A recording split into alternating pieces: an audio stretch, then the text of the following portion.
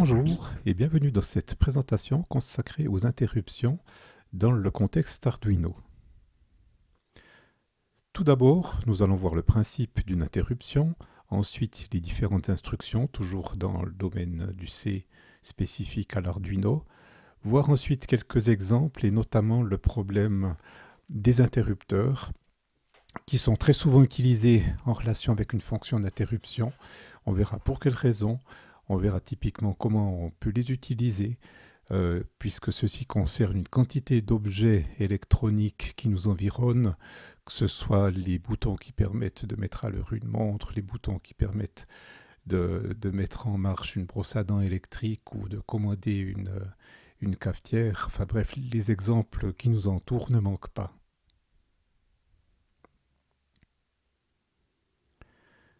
Principe de l'interruption. L'interruption, en fait, c'est un sous-programme, mais qui va être appelé par un événement extérieur. Alors, c'est une structure classique. On va devoir commencer par définir le type d'interruption qu'on va utiliser. Puis, on aura le programme principal qui va tourner en boucle. Et de façon, entre guillemets, externe au programme, on va définir l'interruption dans laquelle on aura toutes les instructions qu'on devra effectuer. Mentionnons tout de suite que, évidemment, comme le nom l'indique, interruption veut dire qu'on interrompt le programme pour effectuer une tâche particulière. Il sera bien de garder à l'idée que l'interruption doit être effectuée la plus rapidement possible. Donc on va essayer vraiment de minimiser dans ce bloc ici le nombre d'instructions pour pouvoir faire l'essentiel du travail dans le programme principal. Donc de façon très concrète et résumée, l'appel à une interruption se fait par un événement extérieur, typiquement la pression sur un bouton ou le dépassement d'une certaine valeur dans un compteur. Puis, une fois que l'interruption a été effectuée, donc une fois que les instructions contenues ici dans la fonction d'interruption ont été exécutées, on revient au programme principal. C'est donc sur le principe exactement la même chose que l'appel à une fonction, simplement c'est le déclenchement qui se fait de façon différente. Dans l'appel à une fonction, c'est une instruction qu'on a ici dans le programme principal, alors qu'avec une interruption, c'est un événement extérieur. Et on n'a pas d'instruction spécifique qui va permettre d'appeler l'interruption. Si on veut faire ceci, on passe par une fonction et pas par une interruption. Alors on peut évidemment envisager des interruptions simples. Si on prend le cas d'une brosse à dents électrique, généralement on a un seul bouton, donc on n'a besoin que d'une seule fonction d'interruption qui elle va faire fonctionner ou arrêter la brosse à dents par exemple. Dans le cas d'une machine à café, on peut avoir plusieurs boutons qu'on devra gérer et chacun de ces boutons va générer une interruption qui va être identifiée parce que le microcontrôleur verra qu'on a pressé sur un bouton différent. Donc à chaque bouton, on aura une partie de code différente qui va être effectuée. Mais le principe reste tout à fait similaire à ce qu'on a pour une interruption simple. Le petit exemple que je vous propose ici est quelque chose d'extrêmement basique, puisqu'on va faire clignoter une LED, la fameuse LED qui est raccordée sur la patte 13 sur l'Arduino, celle qui est intégrée sur la plaque. On va la faire clignoter rapidement, uniquement pour signaler que le programme tourne en boucle, puis qu'il fonctionne correctement. Puis, on va allumer puis éteindre la LED 11 qu'on va connecter de façon externe chaque fois que l'on aura une transition de 1 vers 0 sur l'entrée 3. Alors ça c'est un choix, c'est quelque chose qui est paramétrable, autant la patte sur laquelle on va jouer ici que sur la transition qu'on a ici. On verra tout à l'heure qu'on a différents modes sur lesquels on peut déclencher l'interruption. L'entrée, par contre, le choix est relativement restreint, ça dépend de la carte sur laquelle on travaille. On n'a pas toutes les entrées du microcontrôleur qui peuvent être utilisées en interruption. Au point de vue du structogramme, cela donne ceci. On a donc la déclaration au début, déclaration de l'interruption, la fonction de boucle, dans laquelle on décide qu'on allume la LED, qu'on attend un certain temps. En fait, dans le programme qu'on va utiliser tout à l'heure en démonstration, le délai est différent. J'ai choisi de mettre juste 10 millisecondes allumé. On éteint la LED, puis là, on va attendre seulement un dixième de seconde. Ça permet donc de faire vraiment un clignotement très très rapide sur la LED pour bien montrer que le programme tourne en permanence et que même s'il est interrompu, en fait, c'est tellement bref la durée d'interruption que visiblement, ça ne se voit pas. On ne voit pas de variation sur le clignotement de la LED. La fonction d'interruption est très simple. On va travailler avec une valeur booléenne que j'ai appelée flag ici, qu'on va inverser à chaque fois qu'on appelle la routine d'interruption, donc à chaque fois qu'on aura un changement d'état sur la patte 3. Puis, si le flag vaut 1, on allume la LED 11, et si le flag vaut 0, on éteint la LED 11. Donc on voit bien qu'à chaque passage, comme on va inverser la valeur du flag, tantôt 1, tantôt 0, on va tantôt passer de ce côté ici, puis allumer la LED, tantôt passer de ce côté-là du test et éteindre la LED pour retourner ensuite dans le programme. Donc bien garder à l'idée qu'on peut être n'importe où dans cette partie ici, donc de la boucle principale, au moment où intervient l'interruption. Ça peut être ici, par exemple, dans le délai de 100 millisecondes. Supposons qu'on est à 44 millisecondes de délai. On arrête de compter le délai, on saute dans l'interruption, on fait la fonction qui est ici, donc soit en passant par allumer, soit par éteindre, tout dépend de l'état du flag. Quand c'est fait, on revient ici et on continue. Et on continue à compter le délai. Alors effectivement, ça rallonge un tout petit peu la durée du délai, mais dans le cas des microcontrôleurs qu'on utilise, la fréquence d'horloge est nettement supérieure au mégahertz. Donc on travaille avec des durées ici qui sont inférieures à la microseconde. Donc à l'échelle humaine, ce n'est pas quelque chose de sensible.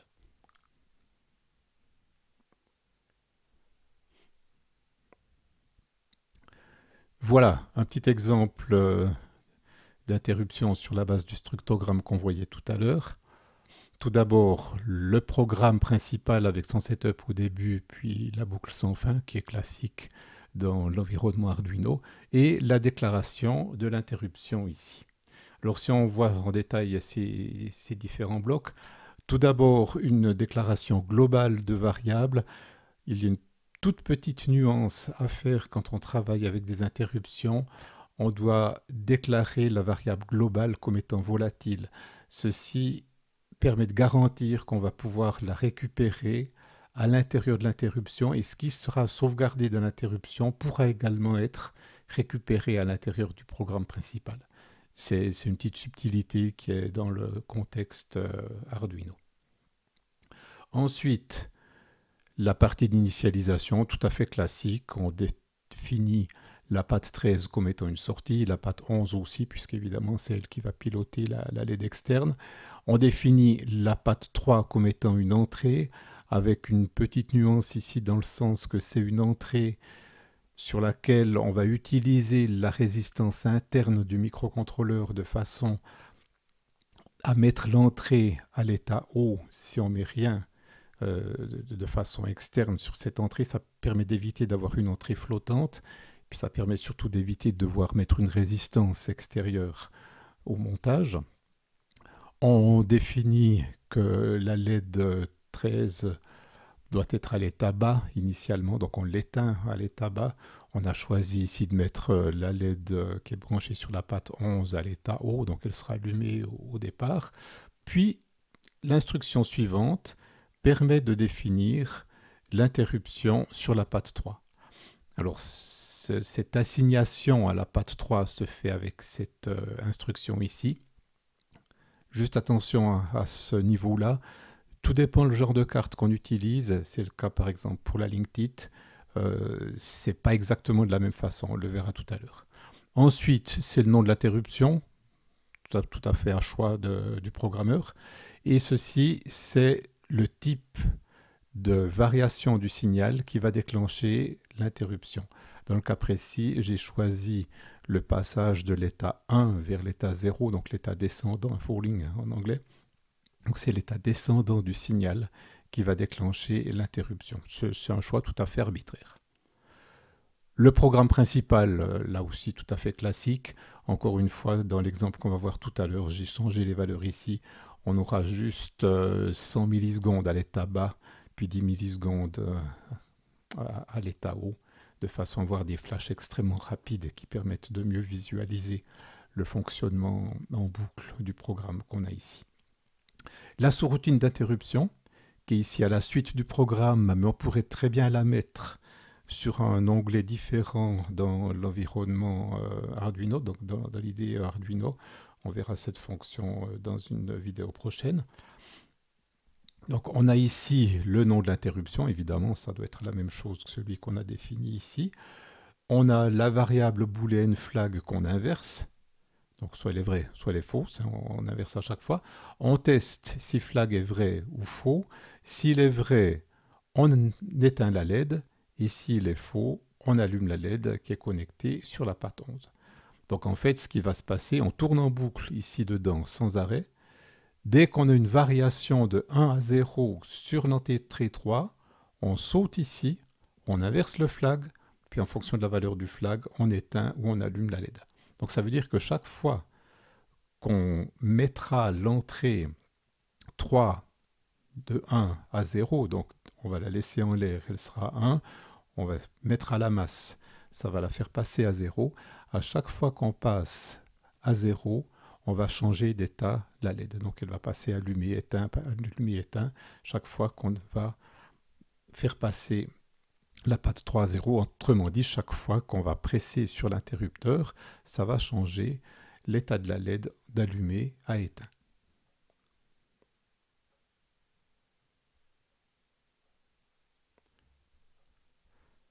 Donc bien faire attention ici qu'on a vraiment le même nom, évidemment. De toute façon, ça le compilateur devrait le dire. Et sur la ligne titre, une petite nuance, on n'a en fait que 2 pattes disponibles pour l'interruption sur la ligne titre, ce qui est moins que sur un Arduino classique, parce que les interruptions sont utilisées par les autres périphériques. Donc c'est pour cette raison qu'on en a nettement moins, on n'en a que 2. Donc ils ont simplifié un petit peu la syntaxe en ne pouvant mettre ici que 2 valeurs, soit 1, soit 0. Tout dépend si on est sur la patte D3 ou sur la patte D2 pour générer l'interruption. Mais sinon, c'est exactement la même chose. Mais ils auraient très bien pu garder la même syntaxe, mais voilà, c'est un choix que le concepteur a fait. Si on passe en revue les différentes fonctions en relation avec les interruptions, on a tout d'abord l'attribution et la définition de l'interruption, comme on l'a vu tout à l'heure. Donc avec l'attribution d'une patte qui va déclencher l'interruption, le nom de l'interruption, le type qu'on va voir tout à l'heure. On peut aussi décider que momentanément, on ne veut pas avoir d'interruption générée par la patte prédéfinie, typiquement dans l'exemple qu'on voyait tout à l'heure par la patte 3. Donc on va pouvoir utiliser la patte 3 soit comme génératrice d'interruption, soit de façon tout à fait normale. Puis on peut donc basculer d'un mode à l'autre. Dans certains cas, ça peut être intéressant même de bloquer toutes les interruptions. Alors on a les 2 fonctions suivantes, noInterrupts pour bloquer toutes les interruptions, puis interrupts simplement pour réactiver systématiquement toutes les interruptions. Concernant le type maintenant, on a donc le type bas, c'est-à-dire qu'on va détecter si la patte en question est à l'état bas. On peut détecter si elle a changé, indifféremment que ce soit de 1 à 0 ou de 0 à 1. On peut détecter si le changement se fait de 0 à 1 ou au contraire de 1 vers 0. Dans l'exemple précédent, on a vu qu'on a choisi cette version ici. Quelques règles à respecter. Tout d'abord, comme on le disait en introduction, il est important que le traitement soit court pour ne pas pénaliser le bon fonctionnement du programme. L'interruption doit être une action qui se fait de façon très très brève, de façon à laisser le programme tourner de façon correcte. Les variables doivent être déclarées de façon volatile, comme on l'a vu tout à l'heure, qui est quelque chose de propre aux interruptions. Différentes fonctions ne peuvent pas être utilisées dans les interruptions. C'est le cas de délai ou délai microsecondes, c'est la même chose, les deux ne fonctionnent pas. Milli ne fonctionne pas, mais peut être utilisé. Je m'explique. Elle ne fonctionne pas dans le sens que dans l'interruption, on ne va pas continuer à compter les millisecondes. Par contre, dès qu'on revient dans le programme principal, ça fonctionne et dès qu'on vient dans l'interruption, on peut aller lire la valeur qu'on a ici dans milli. Donc je vous rappelle que milli, c'est l'instruction qui permet de savoir depuis combien de temps, en millisecondes, le microcontrôleur est sous tension. Donc on peut très bien aller lire cette valeur à l'intérieur de l'interruption, mais elle ne sera pas incrémentée. Donc tout au long de l'interruption, ce sera toujours la même valeur. Par contre, d'une interruption à l'autre, la valeur aura changé. C'est ce qu'on va utiliser tout à l'heure quand on va améliorer le programme qu'on vient de voir. Micro, ça dépend des cartes. Sur la Linktit, ça fonctionne très bien. Sur l'Arduino Nano, ça fonctionne mal. Donc voilà, à vérifier de cas en cas. Millis, en tout cas, ça fonctionne partout. Alors, on ne peut pas faire d'interruption dans une interruption.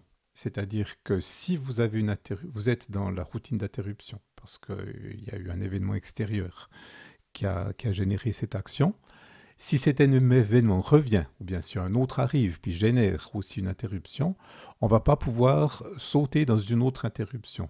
Ce n'est pas comme dans une fonction où on peut faire un appel à une fonction depuis une fonction, puis depuis cette fonction, refaire encore un appel à fonction. Enfin, on a plusieurs niveaux. C'est évidemment limité, mais on en a suffisamment pour qu'en pratique, ce ne soit pas pénalisant. Pour l'interruption, non. C'est une seule interruption et on ne peut pas sauter dans une autre interruption à partir de l'interruption. Par contre, ce qui sauve la situation, c'est que si on a manqué une interruption pendant qu'on était en train d'en gérer une, dès qu'on retourne au programme principal, on va retourner dans la routine d'interruption concernée. Donc si on prend l'exemple d'une montre, on aurait les 4 boutons qui permettent de faire la commande des différentes fonctions. Si on presse sur le premier bouton, puis presque au même moment sur le deuxième bouton, le premier bouton fait sauter dans l'interruption 1, le deuxième bouton fait sauter dans l'interruption 2, mais comme on est dans la 1, il ne peut pas, donc il reste dans la 1, mais dès qu'il a fini l'interruption 1, il retourne dans le programme principal, le microcontrôleur se rend compte qu'on a fait un appel à l'interruption 2 et automatiquement il saute sur l'interruption 2. Donc ça permet de régler le problème plutôt que de l'avoir imbriqué en faisant une interruption dans une interruption. En fait, on règle le problème de façon séquentielle en gérant les interruptions par leur ordre d'arrivée. Alors, faire attention, bien sûr, toutes les entrées ne seront pas concernées. Vraiment vérifier dans la documentation les entrées qu'on peut utiliser pour ces interruptions. Dernier point, faire attention aux rebonds sur les interrupteurs. Et ceci, on va le voir directement sur la base du petit programme d'exemple que je vous montrais tout à l'heure. Voilà, alors petite démonstration pratique sur la base d'une carte Arduino Nano, comme nous avons ici. Tout d'abord, la LED embarquée, la petite LED blanche qu'on a ici, est pilotée par le programme principal. Elle clignote donc très rapidement. C'est simplement pour montrer que le programme tourne en boucle sans fin. Puis la seconde LED que nous avons ici, elle, est pilotée par les interruptions. Et l'interruption va être générée par le fait que l'entrée 3 que nous avons ici va être raccordée sur le niveau 0. Donc ça va simplement se faire avec le petit fil qu'on a là, qu'on va raccorder sur la masse du port USB, puisque la masse c'est le potentiel 0, donc le niveau logique 0. Alors si on touche ici avec le fil, on voit bien qu'on a un effet sur la LED. Par contre, ce n'est pas du tout ce qu'on attendait, puisqu'on aurait voulu qu'à chaque pression, à chaque contact avec la masse, on ait la LED qui s'allume et qui s'éteigne. Si on regarde attentivement ce qui se passe, en regardant l'oscillogramme que nous avons ici, on voit qu'à chaque contact, en fait, on n'a pas une variation de l'état 1 à l'état 0, mais bien toute une quantité de variations qui sont générées par le fait que le petit fil qu'on met en contact avec la masse a des rebonds et génère toute une série d'impulsions entre 0 et 1. Alors, un remède pour éviter ces différents rebonds que nous venons de voir sur la démonstration, c'est le suivant. C'est de se dire, quand on regarde l'oscillogramme, que ces rebonds arrivent avec des temps extrêmement rapprochés. On est en dessous de la milliseconde en général. Ça dépend de l'interrupteur, ça peut être un peu plus. Tout dépend des interrupteurs. Mais de toute façon, on est dans des temps qui sont inférieurs à ce que l'être humain est capable de gérer. Donc on va simplement partir du principe suivant. On va se dire, si les interruptions arrivent dans un laps de temps qui est trop court pour que ça corresponde à une action humaine sur un interrupteur mécanique, ça veut simplement dire que ce n'est pas un humain qui a généré l'interruption, mais que c'est la vibration de la lame de contact de l'interrupteur qui a généré ceci. Et si au contraire, on a un temps d'attente suffisamment long, alors là oui, on peut considérer que c'est un humain. Donc on modifie le programme de la façon suivante. On va utiliser la fonction micro, enfin dans le programme qu'on a utilisé sur l'Arduino ici, c'est ce que je disais tout à l'heure en introduction sur les fonctions.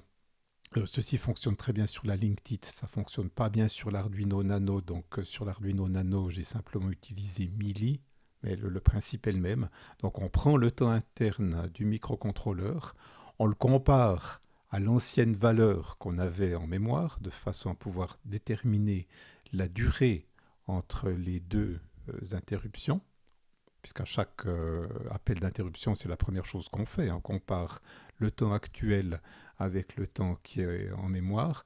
Comme on peut avoir un dépassement de capacité sur le compteur ici des microsecondes, on prend plus après la valeur absolue de la différence de temps. Puis on choisit que si le temps qu'on a mesuré est supérieur à 200 millisecondes, alors là, on effectue vraiment les instructions de l'interruption. Sinon, ben on ne fait rien. On met simplement à jour la valeur de timer pour savoir à quel moment on est sorti de l'interruption, puis pouvoir mesurer le temps qu'on a entre deux interruptions. Donc c'est la solution la plus élégante pour réussir à gérer ces interruptions. Dans l'exemple qu'on voyait tout à l'heure, comme c'est sur un Arduino Nano, puis pas comme l'exemple de base ici qui était fait sur une LinkTit, la différence qu'on a, c'est que on utilise ici Millis avec l'Arduino Nano. Comme il est beaucoup plus long, on n'a même pas besoin en principe de cette ligne-là sur le Nano. Puis évidemment, ben, il a fallu aussi diviser par 1000 le test qu'on a ici. Donc on va tester sur 200, puis pas sur 200 000. Mais ça revient au final aussi à tester sur une valeur de 200 millisecondes. Cette valeur de 200 millisecondes dépend vraiment beaucoup du type d'interrupteur qu'on utilise. Dans le cas précis, comme ce n'est pas un véritable interrupteur, puisque c'est un simple contact qu'on fait avec un bout de fil, on génère vraiment beaucoup de rebonds.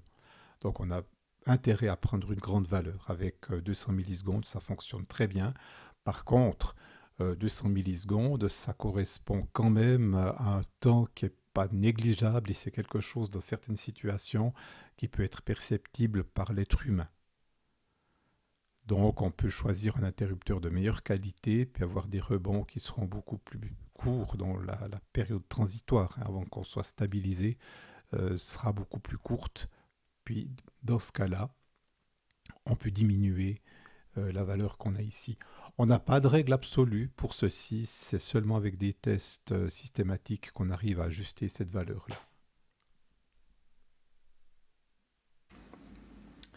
Alors, une fois les modifications effectuées, si nous jouons maintenant avec le contact sur la masse, on voit bien que cette fois-ci, ça fonctionne parfaitement, alors que sur l'oscillogramme, on constate que les perturbations sont toujours existantes.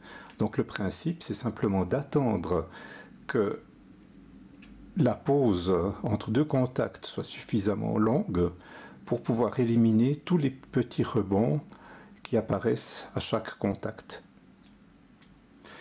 Dans le cas précis, nous détectons donc que des interruptions qui sont espacées d'au moins 200 millisecondes. Ceci nous permet d'éviter tous les petits rebonds que nous voyons sur l'oscillogramme.